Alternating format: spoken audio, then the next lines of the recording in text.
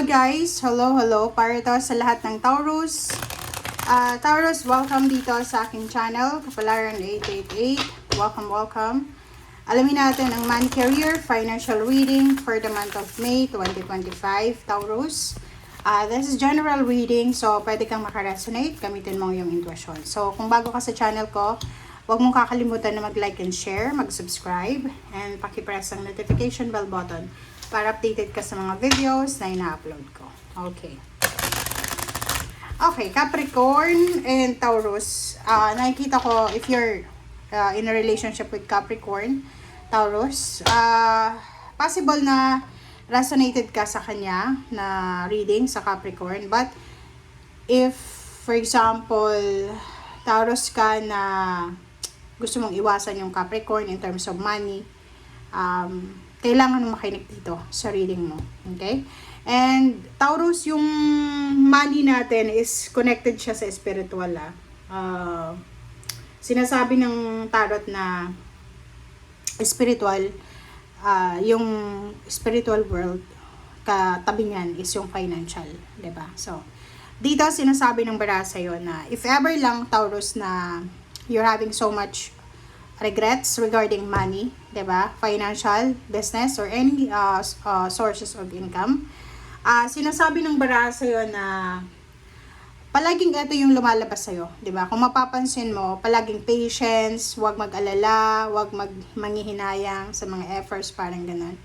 But sa'yo, sinasabi ng bara sa'yo na for the month of May, since it's your birthday month, siguro gusto mo mag-celebrate, pero wala kang pera, walang source of income, pwedeng unemployed, or pwedeng kaka-retire lang, or kakatapos lang ng contract. So, dito sinasabi, have patience. And, this month of May, kinakailangan mo daw na mas mag-focus sa usaping spiritual. So, ibig sabihin, you need to have intimate connection, relationship with your spiritual belief. So, ikaw na yun. Sa'yo na yun. Hindi natin alam kung ano yung pinaniniwalaan mo. But, this month of May, sinasabi na kung may kailangan tayo, just pray for it. Just manifest. 'Di ba? Kasi, wala tayong control dito sa mundo. Kahit gustuhin natin, kung ayaw ng universe, walang mangyayari. Okay? So, second deck natin, ay third deck pala, sorry. Second deck. Blossoming Abundance is number 3, celebration. So, yun. It's your birthday month. So, yung iba sa inyo dyan, maraming blessings na darating sa inyo. Yung iba lang. Yung iba ay posibleng may magbo-blossom na abundance. So, ibig sabihin, mayroong pera. 'Di ba? May maraming pera. Limpak-limpak na salapi. Or pwedeng may mag-launch ng business. Or first month sa work niya. Or first month sa business. Or first month niya sa ibang bansa. Parang ganun. So, dito sa barahang to, sinasabi na kahit wala ka namang milyong-milyong hawak na pera, marami ka pa rin dapat na ipagpasalamat ngayong buwan ng Mayo. 'Di ba? So, parang sinasabi diyan sa'yo na hindi rason kung bakit hindi natin kailangang i-celebrate ang success natin, ang birthday natin, ang celebration natin, 'di ba? Dahil wala tayong pera. No. Sinasabi ng bara sa'yo na maraming rason para magpasalamat ka. Especially yung birth month mo, yung birthday mo. Alam mo ba, na palagi tayong thankful and grateful sa birthday natin, mas lalo tayong i-bless. Diba? May mga gano'n na hindi sila masaya. Birthday ko na naman. Tingnan mo yung mindset nila. Nakaka-negative. Okay. So, 2 of Wheels and 6 of Cups. Nakikita ko sa'yo dito, Taurus, na may Taurus na posibleng babalik sa dati nilang trabaho. Diba? So, babalik sa dati nilang trabaho, or babalik sila sa dati nilang business, or babalik sila sa dati nilang pinag-a-applyan. Parang ganun. So, nakikita ko sa'yo, siguro several months kang naghihirap sa usaping pera, and posibleng bumalik yung perang ito para sa'yo. Diba? So, pwedeng matagal kang natenga, na-stagnant, na-restrict sa pera, or sa financial. And ngayon, sinasabi na on the way ka na, pupunta doon sa 2 of Wheels. So, financial balance. Okay. And these two cards, sinasabi ng bara sa'yo na if you are Taurus na planning to get married, planning to create a family, 'di ba? Form a family. Parang may Taurus ditong tinatry niya talaga na magkaroon ng maayos na pamilya, yung security ng family, yung parang gusto niyang maging breadwinner, pero hindi niya talaga magawa kasi pagod na pagod siya. Parang ganun. So, nakikita ko sa'yo dito, you're trying naman, 'di ba? May Taurus dito na trying talaga siya, trying hard na i-settle, gawing stable yung kanyang pamilya. So, nakikita ko sa'yo dito, merong Taurus na nag-iipon ng pera para sa graduation ng anak or graduation ng kung sino man. Taurus na nag-iipon para sa pagpapatayo ng bahay, para sa pagpapakasal, para sa pagpapabinyag, para sa pagbubuntis. So, nakikita ko yung focus mo ay sa pamilya ngayon. Okay? Okay, so 8 of Wheels. So, nakikita ko sa'yo dito, Taurus, na kinakailangan mo daw na trabahuhin ito.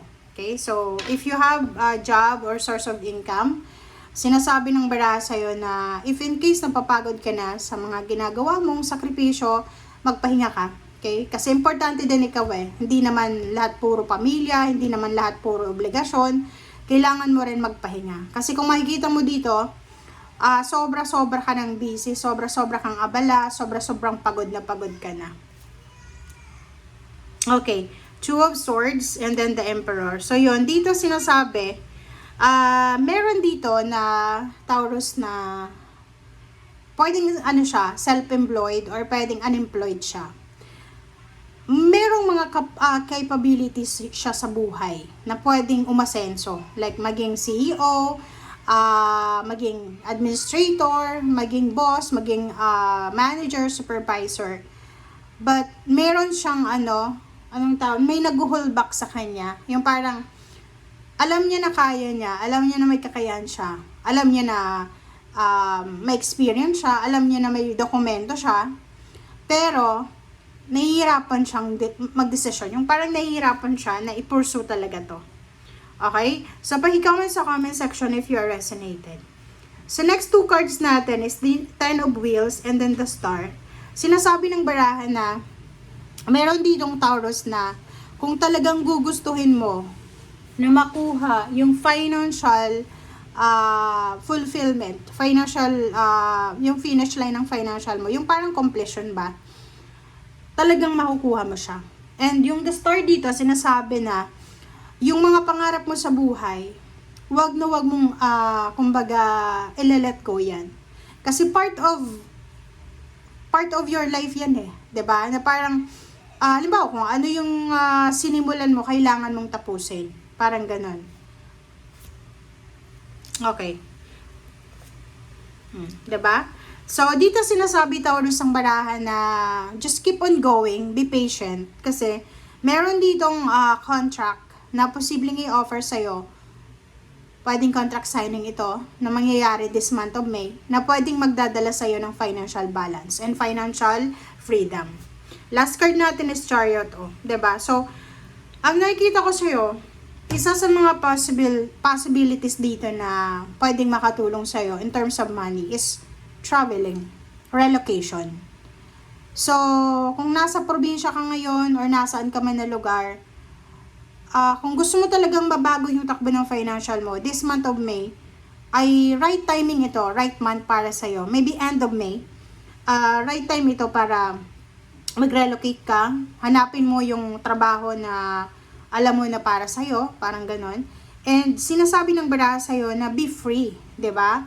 Kasi alam mo ba, kung nasa probinsya ka, isa din sa rason kung bakit nape-pressure ka, dahil sa mga pamilya, sa kapitbahay, lalo na kung newly graduate ka, 'di ba? Ipe-pressure ka ng family mo, ng karelasyon, ng asawa, or ng kung sino man yan, na bakit si ganyan ganito, may trabaho na, bakit ikaw wala pa, parang ganun. So, ang gagawin mo, or ang kailangan mong gawin dito is, hindi mo dapat i-prove yung kagalingan mo, yung galing mo sa pamilya mo.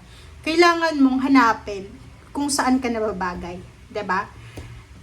Yung pagre-relocate dito na sinasabi, hindi dahil sa kailangan mong ipakita sa mga tao na magaling ako, pupunta ako sa ibang bansa or sa ibang lugar, hindi. Ito ay para sa'yo. Kumbaga naka-destiny talaga na isa sa mga a posibleng magiging source of financial success mo is nasa ibang lugar or nasa ibang bansa. Okay? So, yan guys ang sinasabi ng baraha. Maraming salamat. Bye!